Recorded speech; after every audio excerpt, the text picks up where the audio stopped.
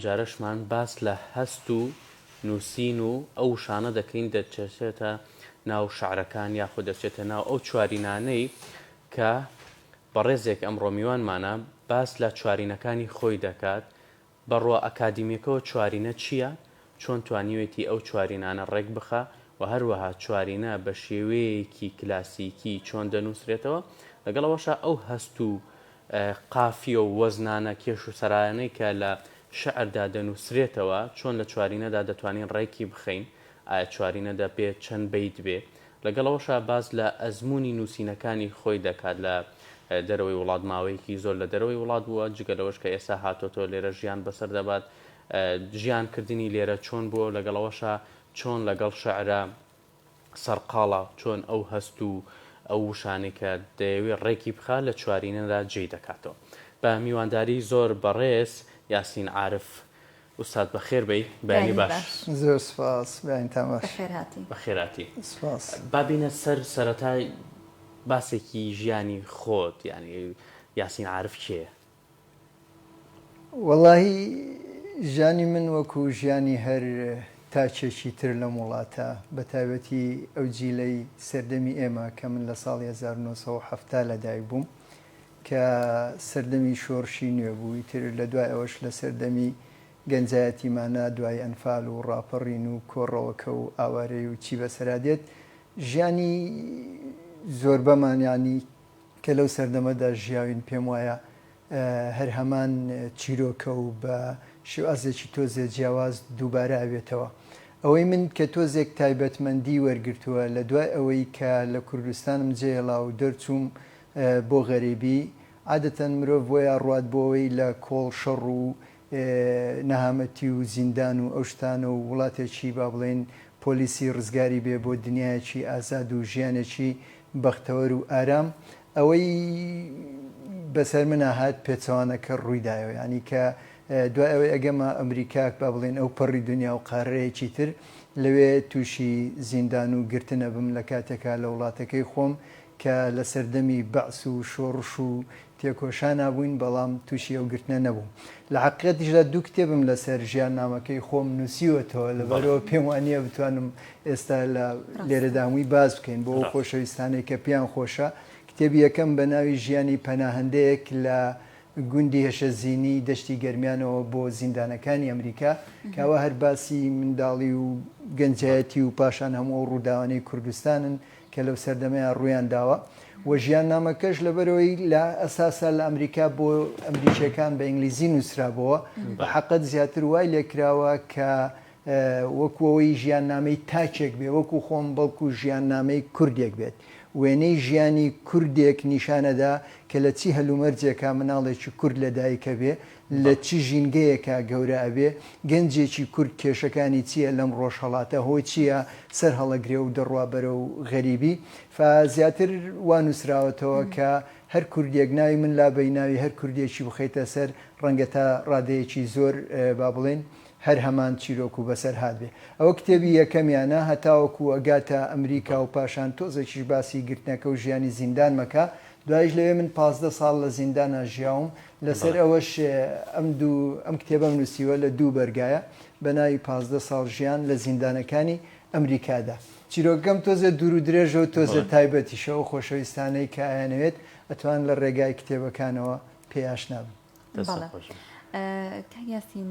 بەڕێستان هەم شاعرن هەم نووسەرن هەم وەرگێڕن ئەتوانین بڵین چۆن دەستت پێکرێ خۆت چۆن ئەناسێنی خۆت وەکو شاعیرێک ئەناسێنیت یاخۆت خۆت وەکو نووسەرێک ئەناسێن؟ وڵی من پێم وایە ئەوەی کە خۆمان چۆن ئەناسێنین ئەوە گرنگ نیە ئێمە خۆمان چی دەربارەی خۆمانەڵین گرنگەوەیە کە چی شوێنەوارێک بەجێهێڵین و خەڵکی بەچی چاوەکەمان بینن و چۆن ئەمان ناسێنن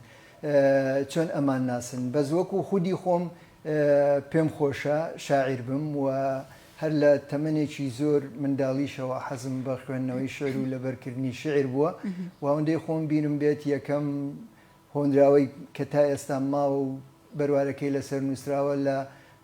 ساڵی 1986 لە تەمەنی 16 ساڵی بوومە نووسیومە ئیتر لەو کاتەوە منە خەریکی شعر نووسینم بەڵام ئەبێ خەڵکو و گەلیش بڕیار بدا کە ئایا شاعیرم یا هەروڕی ناکەم. بڵێ زۆر باشە دەستە خۆش بێ با بینە سەر چوارینەکانی مامە پیرە چوارینە چییە و چۆن ئەم ناوت لە خۆتنا؟ بەنسبەت چوارینەوە دیارە جۆرەکە لە جۆرەکانی هۆنراوە لە ئەدەبی کلاسیکیدا چی ئەدەبی کوردی چی ئەدەبی ڕۆژهەڵاتی بە شێوازێکی گشتی چوارینە هەیە و چوارینەش بۆیە پێوترێ چوارینە چونکە چوار دێر شعرە چوار دێر هۆنراوەیە کۆمەڵێ وەکو ئەدەبی کلاسیکی ڕێسا و یاسای تایبەتی خۆی هەیە کاو چوار دێڕە با بڵێن وەکو برگە ئەبێ لە برگەکانە هەمان ژمارەی برگە بن کە لە کوردەواریە زیاتر هەشت برگەی و دە برگەی بەکارێنین ئەیتر هەشتەکە جاری وایە بێتە 12 و 16 ئەمە وەکو برگەکانی وەکو سەرواکانیشی عادەتەن دێڕی یەکەم و دووەم و چوارەمی هەمان سەروای ئەبێت دێڕی سێم پێوترێ ئازاد ئەتوانی هەمان سەروای بۆ دانێ ئەتوانی سەرواکەی بگۆڕی دیارە وەکو چوارینە ئێمە چوار خشتەکیمان هەیە کە زۆر جیاوازە لە چواریناوەی کە مرۆڤێک شعری کەسێکی کە دێنێت دێڕێکی هەڵە بژێرێ و خۆی سێ دێڕی بۆ زیادەکە یاخود هەر لە کوردەواریە بە تایبەتی لە ئەدەبی فۆلکلۆری خۆمانە چواردێرمان زۆرە کە وەکو کۆپلەی شعرێک یعنی شێرێک بە چەند کۆپلەیەک دانرێت زۆر لەو کۆپلانە چواردێڕن لە حەقەتدا ئەوانە پێیان ناوترێ چوارینە بەڵکو چوارینە ئەوەیە کە سربەخۆیە چواردێڕەکە سربەخۆ واتایەکی تایبەتی هەیە پەیامێک ئەگەیەنێت و ئەو وەکووتوان سەروا و کێشش ئەپارێزێت لەم سەردەمەشە چوارینە ینی من بۆیە گرنگجی پێدایە خۆت بەکاری هێنم لەبەر چەند هۆیە یەشکی لەوانە ئاسانە ینی خوێندنەوەی ئاسانە کە مرۆڤ کاتی نییە گەنجێک هۆنراوەیەکی دووسێ لاپەڕی ئەخوێنێتەوە بە تایبەتی هۆنراوەی ئازاد کە زۆر جار زۆر شتی شاراوەی تێدایە وا تاکە ڕوون نییە یا تااقەتی نامێنێ بیخوێنێتەوە یا ئەیخوێنێتەوە شتێکی وای لێ تێناگا و لێ وەرناگرێ بەڵام کە چوار دێڕەخەیتە بەردەمی زۆر ئاسانە کە بیخوێنێتەوە هەمووی چەند چرکەیەکی ناوێک ئایخوێنێتەوە و ڕەنگیشە تۆ لەو چوار دێڕەیە پەیامێک یاخود شتێکی پێ بڵێ کە هەستێکی تێدا ئەجوڵێنی حەزی پێ بکات ڕەنگە لەبەری بکات ڕەنگە خۆی بڕات لە با بڵێن فەیسبوکەکەی خۆی لە شوێنێک پۆستی بکات لەبەرەوە چوارینە وەکو بڵێ لەو لایەنەوە زووتر و زیاتر بەکاردێنرێت لە هەمان کاتیشدا ئێمە ئەگەر بمانەوێ ئەم جیلە نوێی خۆمان بە ئەدەبی کۆنی خۆمان بە ئەدەبی کلاسیکی خۆمان ئاشنا بکەین دەبێت دەرگایەکیان بۆ بکەینەوە چۆن بڕۆنە نێو دنیای کلاسیکەوە ئێستا گەنجێک من خۆشم تەنانەت ئەگەر ئەوە نەکەم گەنجێکی ئێمە دیوانێکی مەولەوی هەڵگرێت و بیخوێنێتەوە چەندێکی لێ تێگا یا دیوانەکەی نالی یا تەنانەت مەحیوو بێ خودیش خوێنێتەوە ئەبێت چەندێکی لێ تێبگا چکە ئەو دنیای کلاسیکە کۆمەڵێ زاراوی خۆی هەیە و کۆمەڵی یاسا و ڕێساش ئەو کاتە شعر پێی نووسراوەتەوە ئەگە مرۆڤ ئاگای لەوە نەبێ ڕەنگە نەتوانێت سوودی پێویستیان لێبینێ بەڵام کە تۆ دیت چوارینە تاوەکو ئێستاش تا ڕادەیە کرد بە شێوازە کلاسیکیەکە ئەنووسرێتەوە کێشەکە هەرماوە سەرواکە هەرماوە گەرچی وشەکان و زاراوەکان و واتاکان گۆڕاوە سەردەمێکی عەسریانەی وەرگرتووە بەڵام تۆ لێرەوە دووشتەکە یەکێک لەوانە ڕەنگە هانی گەنجێک بدا بخوێنێتەوە خوێندنەوەی لا ئاسانەکات ڕەنگە وای لێ بکە شعری خۆش بێت چونکە شعرێک هەستێکی تیا جوڵان پەیامێکی پێبەخشی و لە هەمان کاتیشدا من بۆ هیوایم کە بێتە پەنجەرەیەک دەرگایەک بۆی وردە وردە بچێتە نێو دنیای کلاسیکیەوە لەو لایەنانەوە چوارینە پێم وایە لەم سەردەمە هاتوانێت ڕۆڵێکی باش ببینێت زۆر باشە پێمان خۆشە گوێبیستێکێک لە بەرهەمەکانی بەڕێستان بین بە تایبەت لە چارینەکانی مامە پیرە وەڵی چوارینە من بەڕاستی چیتان بۆ خوێنمەوە بار تەماشای چوارینەکانی مامە پیرە بکەین لێرە لەسەر بەرگەکەی نووسراوە ئەگەر دەتەوێت لە ژیان بگەی کات و تەمەنت بەفیڕۆ نەدەی هەرچەند سەرقاڵبی ئالەم دنیاە دەست لە هاوڕێتی کتێب بەرنەدەی پێم وایە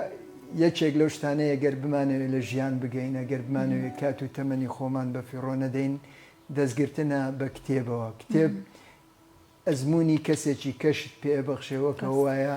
تەمەنێکی تریش بخاتە سەر تەمەنی تۆ کتێب دەدبات بۆ دنیاە کە زۆر جیاوازە لەو دنیا جەنجاڵ و بێدادی کە تێیدا دەژین. بەداخشەوە ئەمڕۆ زۆر هۆکار هەیە کە جیلی ئەم سەردەمە لەگەڵ کتێب و لە ناو دنیای کتێبدا ناژین. بۆیە من پێم خۆشە کە بەرەو کتێب بڕۆن، کە هاوڕێتی کتێب بکەن، کە خەریکی شێر خوێندنەوە بن، چونکە ئەوە دنیایەکی جوانیان بۆ دروستەکە کە ناشرینەکانی ئەم ژیانیان ڕەنگە لە پێشچاو بسڕێتەوە. ئەگەرنا ئەگامان لە خۆمان نەبێت زۆر جار با بڵێن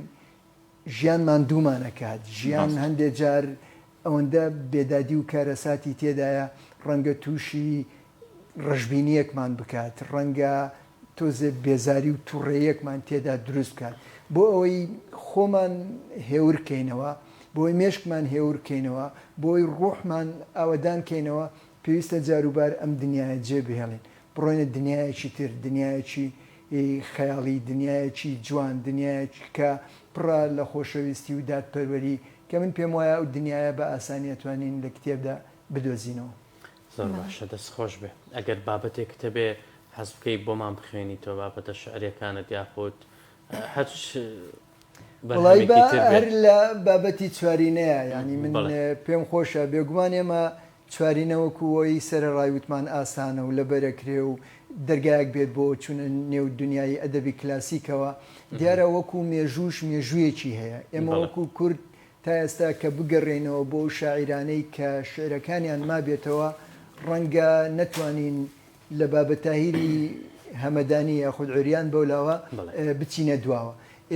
شعرەکانی بابەتایر کە بە ئێمە گەیشتووە زۆربیان چواری نەبوونە،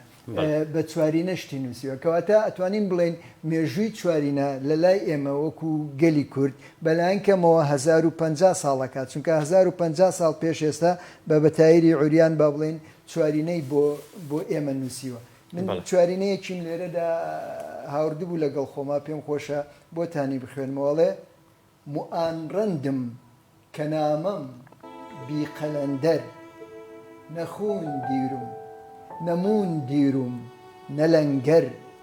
چ ڕووز ئابەد بگەردم گەردیگێتی، چ شەو ئاەت بەخشتی وانە هەمسەر. ئەڵێ من موئانڕەندم، کەسێکی وەکو بڵێ کۆچەر یاخود بێلانەم نەکرد بێلانە، ئەڵێ کەسێکم بەردەوام ینی بێجێگە و ڕێگەم و بەردەوام دێم و دەچم، کە ڕۆژ دێتی تر هەر خەریکی خولانەوە و گەڕانم، کە شەویش دێ بە دوای خشتێکی خۆڵا گەڕێمە تاوەکو سەری بخەمە سەر و بنیۆمەوە. ئیتر ئەمە لەو کاتەوە وەکو بڵێ ژیانێک و دیمەنی ژیانی کوردێک نیشان بدات کە 1050 ساڵ بەر لە ئێستا هۆنراوەکەی خوێنیتەوە ئەڵێ بۆ ئاوارەیەک و دەربەدەرێک و بێلانەیەکی ئەمڕۆی نووسیوە. لەبەرەوە ئەمە وادێکە ئەتبەستێتەوە بۆ مێژەوە. بێگومان ناکرێت لە هیچ شوێنێک ئێمە لە ڕۆژهەڵات باسی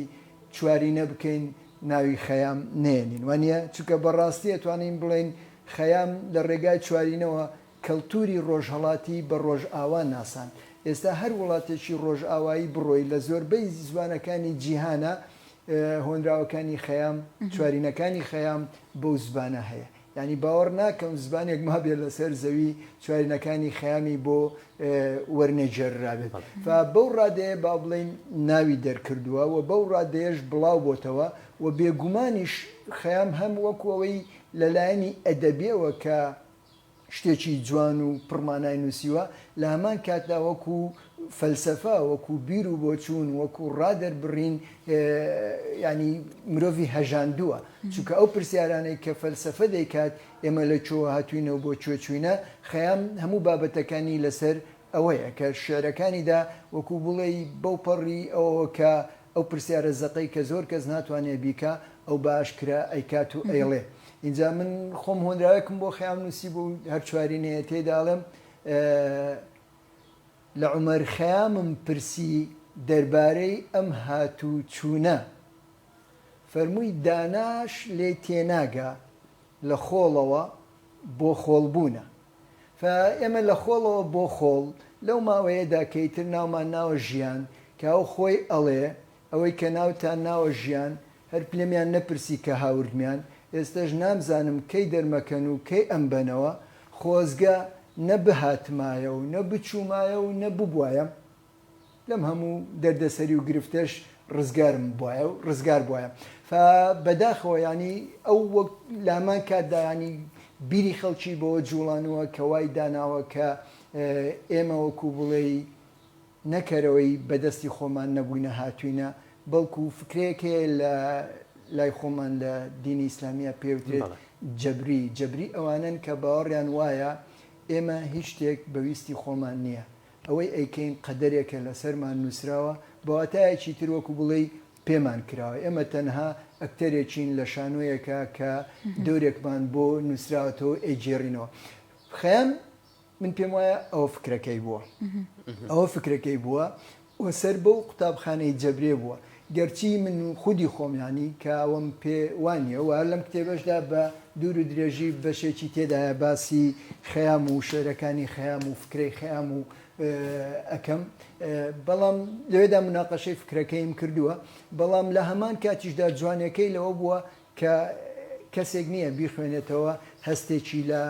نەورژێت یا پرسیارێکی لە مێشکە دروست نەبێت کە ئەو پرسیارە و بۆ وەڵامی ئەو پرسیارەیە مرۆڤ وردە هەنگاوانێ بۆ ئەوەی خۆی بدۆزێتەوە بەڵام وەکو جوانی گومانی تێدانە خەیام ئەگەر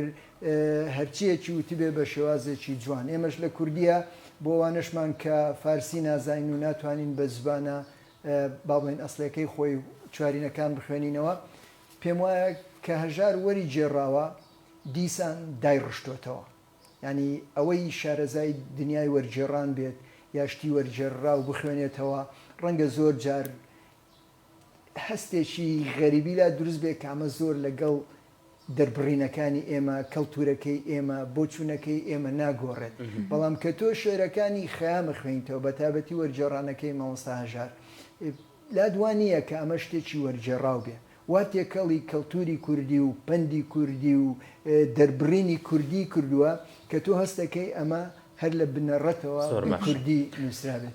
بابینە سەر چوارینەکان جیاوازی چیە لە نێوان چوارینەیەک و بەیتێکە یاخود دوو دێر شعری ترەوە چوارینەکانی مامە پیرەکە باز لە چیەکەن ئەزمموی چێ ئەگێڕنەوە ئەو باگراوندە خەیاڵاوی لە پشتی چوارینەکانی مامە پیرەوە هەیە چین وڵی وەکووتم ینی چوارینە هونەرێکی تایبەتی هەیە و جۆرێکە لە جۆرەکانی هۆنراوە و کۆمەڵی یاسا و ڕاستەیە خۆی هەیە کە لە سەرتاوە شتێکمان دەربارەی وت لەبەرەوە هەر شتێک چواردێر بوو چوارینە نییە وەکووتمان زۆر جار کۆپلەی شعری چواردێر دەرەچێ ئێمە چوار خشتەکیمان هەیە کە دێڕی شاعیرەکەیانی تو سێ دێر خۆت بۆی زیادەکەی و هەروەها لە فۆلکلۆری کوردیە بمانەوێت نەمانەوێت زۆربەی پند و شتەکان بە چواردێڕیتەوە بووە بە تایبەتیش لە دوای پیرەمێردەوە کە پیرەمێرد کاتێک ویستێتی کەڵتورەکە بپارێزێت کاتێک ویستێتی فۆلکلۆرەکە تۆمار بکات و کاتێک پەندە کوردیەکانی کۆ کردوێتەوە زۆربیانی کردووە بە چوارینە بە شێوازی چوارینە پەندەکانی وتۆتەوە لەبەر ئەوە پیرەمێرد ئەوەندەی تر با بڵێن چوارینەی تێکەڵ بە کەڵتورەکەی ئێمە کردووە و لە هەمان کاتدا دەربڕینەکانی با بڵێن لەگەڵ پەندە کوردیەکانە تێ هەڵکێش کردووە بە شێوازێک کە تۆی خوێنیتەوە هەروازانی پندێکی کوردیە لاقەتدا پندەکە تێ هەڵکێشێکە کە پیرەمێرد کردوێتی بۆ ئەوەی وەکو چوارینەیەک دەری بڕێ لەو لایەنەوە چوارینە سربەخۆیە و ئەدەبێکی جیاوازە بەڵام ئەوەی کە من لە چوارینەکانی خۆما باسی چیەکەم یا لەسەر چی ئەنووسمەوە ئێمە بەردەوام هەر لە کۆنەوە با بڵێن دوو قوتابخانە هەبووە قوتابخانەیەکیان هونەر بۆ هونەریە ئەدەب بۆ ئەدەب ئەو بووە کە شعر با بڵێن ئەبێ شعر بێ بێ دنیای شعر بێ بێ دنیاچی با بڵێن یا خەیاڵی یا ڕۆمانسی یا فرینێک بێ بە دنیایەکی تردا کابراکی شاعیر بۆ خۆی لە ژیان و لە دەوروبەرەکەی دائەبرێت و ژوورێک و جەوێکی ڕۆمانسی بۆ خۆی دروستەکە و لەگەڵ شێرە ئەژی و خەریک نووسینی جوانە بێ یا ئەبێ ئاوها بێت یا ئەبێ ئەوەی کە ناومان نادوای ئەدەبی ڕیالیسم بێنین ئەم شێرە بیکەینە با بڵێن هۆکارێک باسی هەستی خۆمان و دەردەسەریەکانی خۆمان و کێشەکانی وڵاتەکەمان و با بڵێن نەهامەتەکانی گەلەکەمانی پێ بکەین و لە هەمان کاتدا یاخود بیکەینە پەیامێ بۆ ئەوەی تۆ شتێک بە گەنجێک ئەڵێ بە کەسێکی تر ئەڵێ تۆ هەستی خۆت دەرەبڕی. من هەر لە کۆنەوە سەر بۆ قوتابخانە بوومە کە باوەڕم وابێ شعر بۆ شعر نەبێ شعر بۆ ژیان بێت. کاڵێ شعر بۆ ژیانیش بێت زیاتر دووشتمان تێدا کردووە چێکیان بەدەست خۆت نییە هەستی خۆتە دەرێ بڕی. ئێستا هەر لەو ڕێگایە کە هاتین با بڵێن چ بەهۆی باران بارینەکە و چی بەهۆی ئەو هەموو کێشانەی کە لە زادوبانەکەیە هەمانە کە تۆ ئاگار لا نییە چاڵە دروست بووە پڕی بووە لە ئاو نایبینی ڕێک لە ئێدەی هەستێکت لا دروستەکە تێگەشتی هەستێکت لا دروستەکە ئەو هەستە چۆن دەرەبڕی. من لەبەرەوەی زیاتر خەری خوێندنەوەی شعرم و شعر لەبەرەکەم و شعر ئەڵێمە و باسی شعر مەکەم کە هەر لەوە ڕەت بوومە بیرم لەوە کردوێتەوە ئێستا توانم بڵم شعرێک لەسەر ئەو شتە لە مێشکی منە دروست بوو کە بڕۆمەوە بۆ هیوای بینوسمەوە. فمرۆڤ بە شعر هەستی خۆی دەرەبڕێ. بەڵام ئێمە لە هەمان کاتدا بە تایبەتی جیلی ئێمە کە جیلی سەردەمی شۆڕش بووین کە لە ناو پێشمەرگە و لە شاخ و ئەمە خۆمان خەڵکی لا دێبووین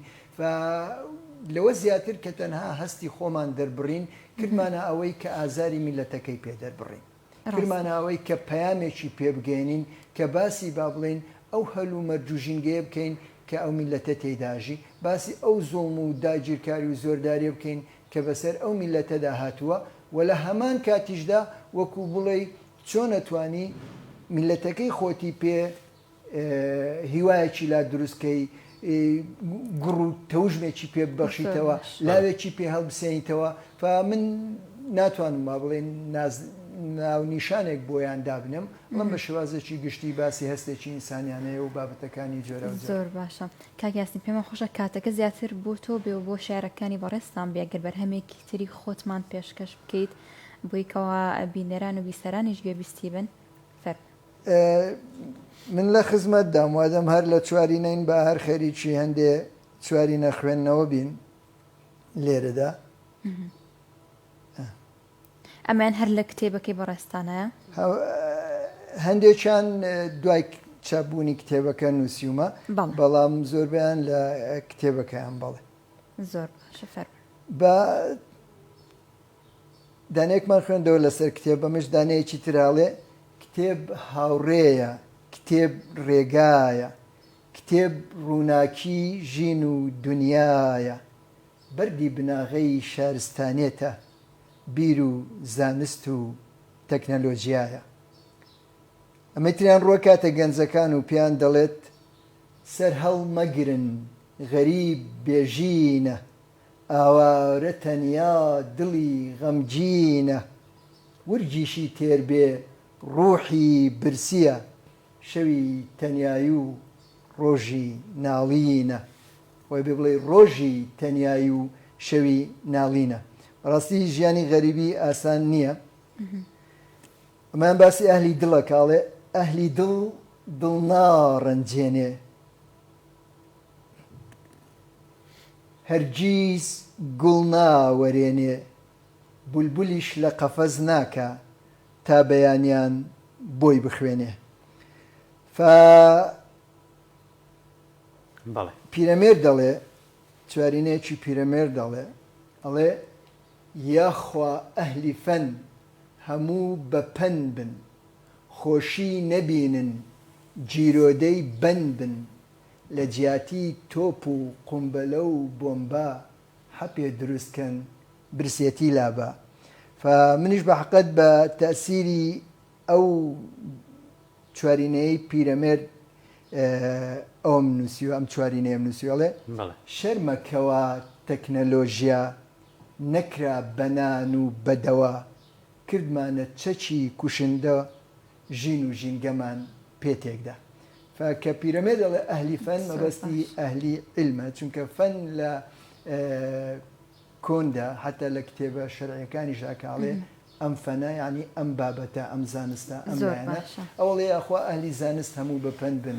خۆشی نەبینن ژیرۆدەی بند بن چونکە بەو زانستەی کە هەیەە چونە تۆپ و قومبەلە و بۆمبایان دروست کردووە و ژیانیان لە ئێمە تێکداوە کە ئەوە لە جیاتی ئەوە ئەو زانست و توانایە بەکار بهێنرایە برسێتی و نەهامەتی نەهێڵرێت. دەستخۆش کاکێسین زۆر خۆشحاڵ بووین کەم ڕۆ میوانمان بوویت بڕاستی قسەکانت تایبەتن و ئێمە